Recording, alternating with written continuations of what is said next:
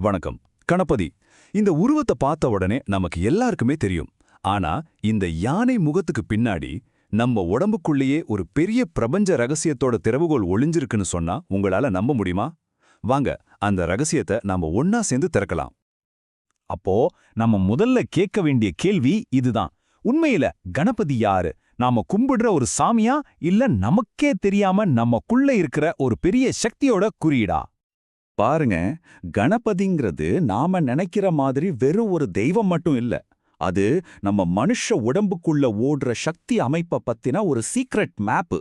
ஆமா, யோக ஞானத்தோட ரொம்ப ஆழமான உண்மைகள் எல்லாமே இந்த ஒரு உருவத்துக்குள்ள கோடு வேர்ட்ஸ் மாதிரி ஒளிச்சு வைக்கப்பட்டிருக்கு. கணபதியோட முழு உருவத்திலேயே ரொம்ப முக்கியமான ரொம்ப ரகசியமான ஒரு அம்சம் எதுன்னு தெரியுமா? அது அவரோட தும்பிக்கை தான். அதோட சீக்ரெட்டை மட்டும் நம்ம சரியா புரிஞ்சுக்கிட்டா நம்ம உடம்போட மைய ஆற்றல் பாதையே நம்ம திறந்துட முடியும். யோக சாஸ்திரப்படி நம்ம உடம்போட மைய ஆற்றல் பாதைக்கு பேரு சுழுமுனை நாடி. இங்கதான் ஒரு ஆச்சரியமான விஷயம் இருக்கு. சுழுமுனைங்கிற வார்த்தைக்கே சுருண்ட முனைன்னு தான் அர்த்தம். இது எதை குறிக்குது? கணபதியோட தும்பிக்கையே அப்படியே நேரடியா சொல்லுது. இதுதான் இந்த முழு ரகசியத்தையும் திறக்க போற முதல் சாவி. நம்ம ஆன்மாவிலிருந்து வர்ற சக்திய நம்ம உயிர் சக்தி 2 விதமா பிரிக்குது. ஒன்னு வெப்ப ஆற்றல், இன்னொன்னு காந்த ஆற்றல். இப்போ கணபதியோட தும்பிக்கை மாறி இருக்கிற அந்த சுழுமுனை நாடி என்ன பண்ணும்னா, வர்ற சக்தி வெப்பமா இருந்தா இடது பக்கமோ, அதுவே காந்த சக்தியா இருந்தா வலது பக்கமோ வளைஞ்சு அதை உள்ள வாங்கும். இது எல்லாமே நமக்குள்ள ரொம்ப நுணுக்கமா நடக்கிற ஒரு விஷயம். சரி, இப்போ இன்னும் கொஞ்சம் ஆழமா போலாம். நாம சின்ன வயசுல இருந்து கேட்டு வளர்ந்த பல கதைகளுக்கு பின்னாடி ரொம்ப பெரிய யோக உண்மைகள் குறியீடுகளா மறைஞ்சிருக்கு. அதையெல்லாம் இப்ப பார்க்கலாமா? ஞானப்பழ கதை நம்ம எல்லாருக்குமே தெரிஞ்சதுதான். முருகன் உலகத்தையே சுத்தி வர்றதுக்காக கிளம்ப, நம்ம கணபதி சிம்பிளா அவங்க அப்பா அம்மாவான சிவனையும் சக்தியும் சுத்தி வந்து அந்த பழத்தை ஜெயிச்சிடுறாரு. இங்கதான் ஒரு பெரிய கேள்வி வருது. அப்பா அம்மாவை சுத்துறது எப்படி உலகத்தை சுத்துறதுக்கு சமமாகும்? லாஜிக்கா யோசிச்சா இது சாத்தியமே இல்லாத மாதிரி தெரியுது இல்லையா? இதோ பாருங்க, அதுக்குள்ள இருக்கிற ரகசியம் இதுதான். கணபதி, அதாவது நம்ம சுழுமுனை நாடி தன்னோட இடத்தை விட்டு நகரவே நகராது. அதுக்கு பதிலா ஒரு யானை எப்படி தும்பிக்கையை மட்டும் நீட்டி தனக்கு வேண்டியதை எடுக்குமோ, அதே மாதிரி இந்த சுழுமுனை நாடியும் இருந்த இடத்துல இருந்தே தன்னை நீட்டிச்சு எந்த இலக்கையும் அடையும். இது உடம்பால செய்யற பயணம் இல்ல, இது சக்தியோட பயணம்.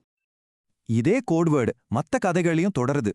உதாரணத்துக்கு ஔவையார தும்பிக்கையால தூக்கி கைலாசத்துல விட்ட கதை இருக்கு இல்லையா? அது ஒரு யோகி சுழுமுனை நாடிய நீட்டிச்சு உயர்வான நிலையை அடையறத குறிக்குது. அதே மாதிரி டான்ஸ் ஆடுற கணபதி, அந்த உருவம் ஒரு யோகி தியானத்தோட உச்சத்துல கேட்கிற பிரபஞ்சத்தோட முதல் ஒளியான நாதத்தை குறிக்குது. இப்போ நாம இந்த விளக்கத்தோட கிளைமேக்ஸ்க்கு வந்திருக்கோம். இந்த ரகசிய அறிவோட மிக உயர்ந்த ஒரு யோக பயிற்சியான உச்சிஷ்ட கணபதியை பத்தி தான் பார்க்க போறோம். ஆனா ஒண்ணு, இந்த உச்சிஷ்ட கணபதிங்கிற யோக நுட்பத்தை கத்துக்கிறதுக்கு ஒருத்தர் குறைஞ்சது 12 வருஷம் தொடர்ச்சியா ரொம்ப அர்ப்பணிப்போட யோக பயிற்சியில இருந்திருக்கணும். ஆமா, 12 வருஷம். உச்சிஷ்டம்னு கேட்டோன்னே நம்ம எல்லாருக்கும் எச்சில் பட்ட உணவுன்னு தான் தோணும். ஆனா அது உண்மையான அர்த்தம் இல்ல. அது ஒரு யோக பரிபாஷை, அதாவது ஒரு சீக்ரெட் கோட் வேர்ட். அதோட உண்மையான அர்த்தம் என்னன்னா, நாக்க மடிச்சு மேலெண்ணத்துல வைக்கிற ஒரு உயர்நிலை யோக முத்திரையான கேசரி யோகா. இந்த பயிற்சி பண்றதுக்கு நேரமும் உடம்போட நிலையும் ரொம்ப ரொம்ப முக்கியம். பிரம்ம முகூர்த்தத்துக்கு கொஞ்ச நேரத்துக்கு முன்னாடி நம்ம உயிர் சக்தி வெப்பமாவும் இல்லாம காந்தமாவும் இல்லாம ரொம்ப தூய்மையான ஒரு நிலையில இருக்கும். அந்த நிலைக்கு பேரு தான் நிர்மலா தேவி.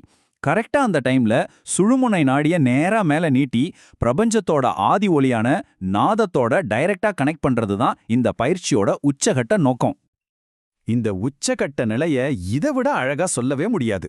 ஒரு யானை ரொம்ப உயரத்துல இருக்கிற பழத்தை பறிக்கிறதுக்காக தும்பிக்கைய இடது பக்கமோ வலது பக்கமோ வளைக்காம நேரா ஒரே நீட்டா மேல தூக்கும் இல்லையா?